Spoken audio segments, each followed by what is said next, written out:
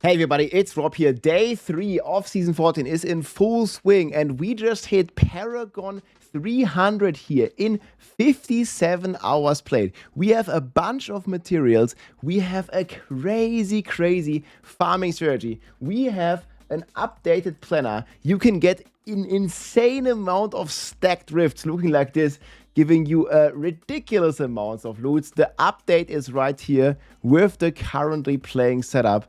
And we are just having a ton of fun here on the new season, on the spin to win barb. I think win barb is the one that has been dominating the most. So I'm going to show you some of the warplane stuff, some of the meta stuff, and what we did here to level this fast and to obtain all these materials. For example, here we are rocking 300 greater layer keys and like 660 normal ones. We already have like 2,000 living steel and just like a crazy amount of items here in general. Plus the new setup here is also ready for our barbarian, and we have actually some pretty good DPS now. We can like very comfortable do Tom and 12 Mephisto, have crazy damage, and also be very tanky. You can see here just in town my toughness is already 2.8 million. We did change aspect a little bit here, and I also got a starless guy here. So the first mythic, I had to craft this one. I didn't really farm this many bosses yet.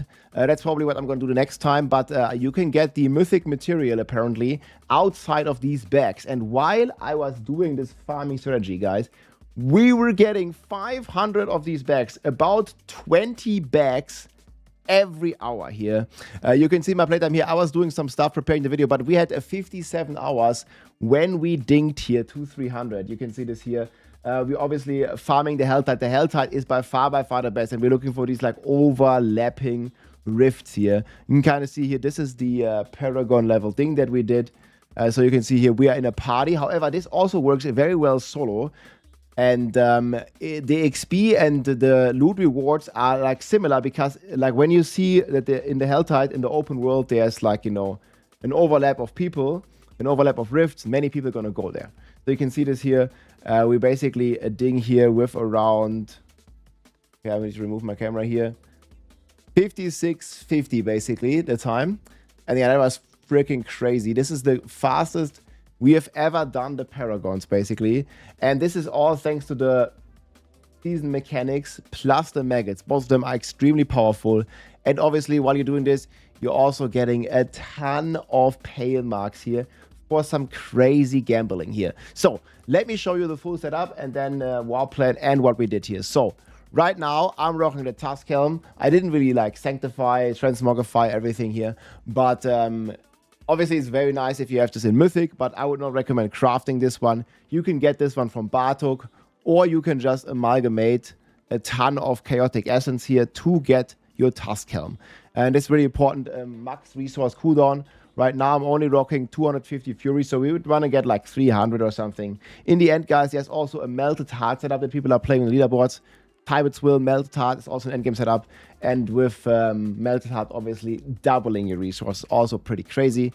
Then we have the Primal Breastplate of Conjugation. This one just gives you a Fortify generation and damage reduction. You can also still play the life aspect, the one that I had before in the planner here. Both of them work, however, you don't need a weapon mastery skill. This is a question I get a lot. You just care for the second sentence. But apparently the maximum life now is additive. It used to be multiplicative with each other, but it's additive to the Paragon nodes. It's still pretty solid, but there's other options. Again, you can also play Tyrant's Will, for example, if you like. But I would still recommend, I played this all the way to Paragon 300 with damage reduction on the amulet, especially if you're choosing the butchers, which we are doing here. And this is like how you get the Helltide level up and make it give you more experience and more loot here with these profane mind cage materials. You get them a lot when you have those butchers, because you always spawn 2 butchers and they have a high chance of giving you this profane mind cages. So very highly recommend taking these nodes, and then also going very defensively, because those butchers, man, they kind of hurt. So I didn't really like, you know, transmute anything here yet. I mean, a couple pieces I did, but stacking resources,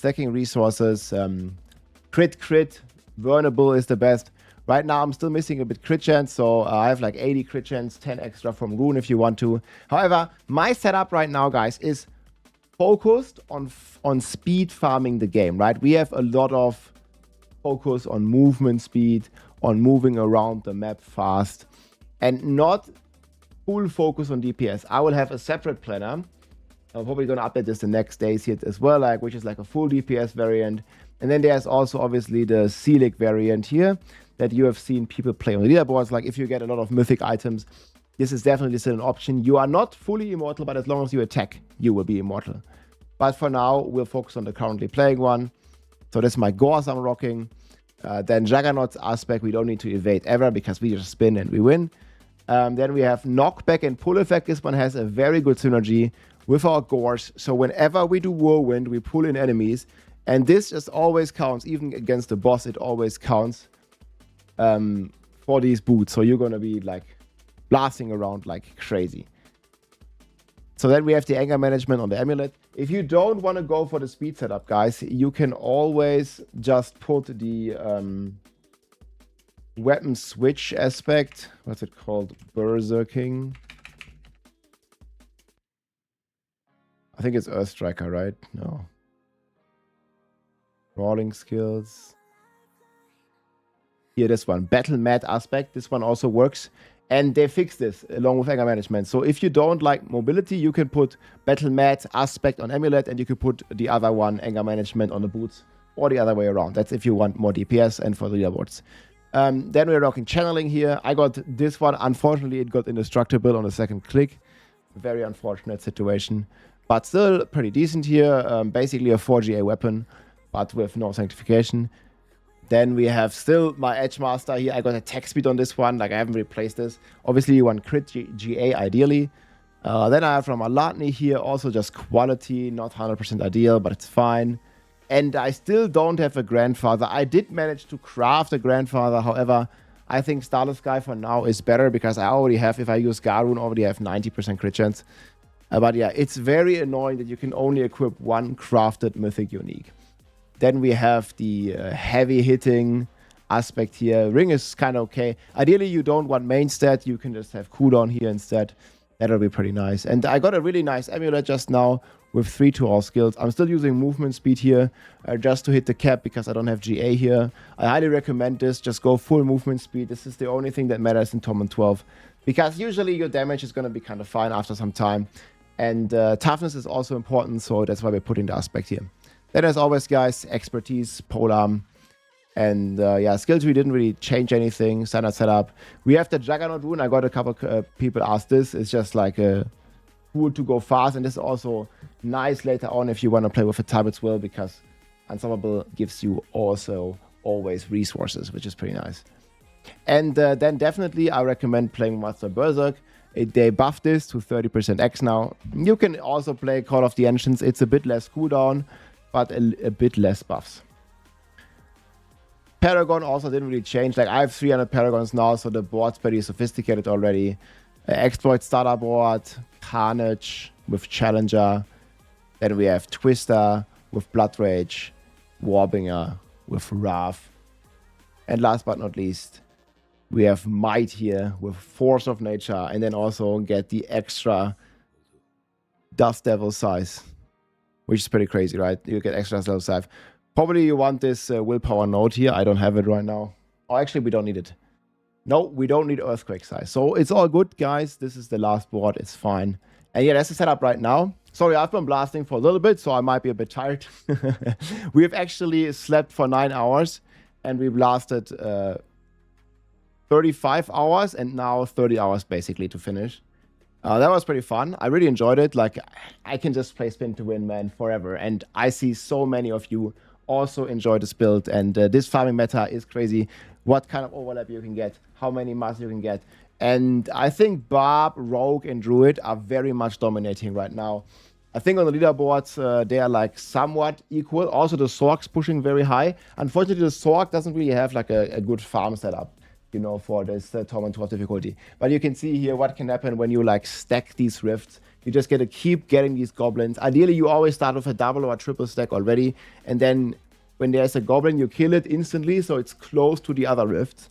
And then you can basically enter Riftception. I think we were able to farm this here for about like 15 minutes just on this spot because it just keeps going. Every rift has a chance to spawn a goblin, which has a chance to spawn a new rift.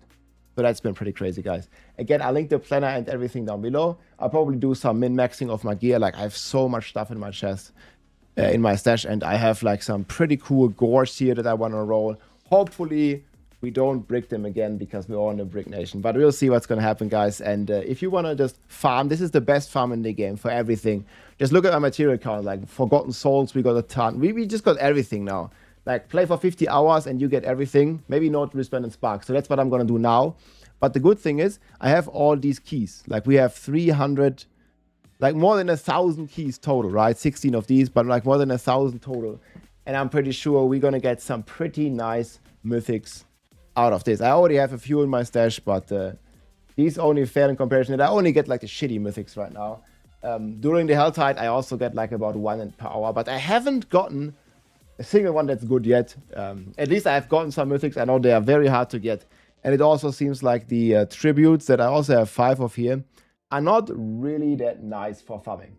But yeah, let me know what you think about the mythics and about the barb and about this new strategy. I'll link the planners and everything down below. Hope you enjoyed, guys. Have a fantastic season. Leave a like, leave a comment, subscribe, and I'll see you soon. GG. Peace.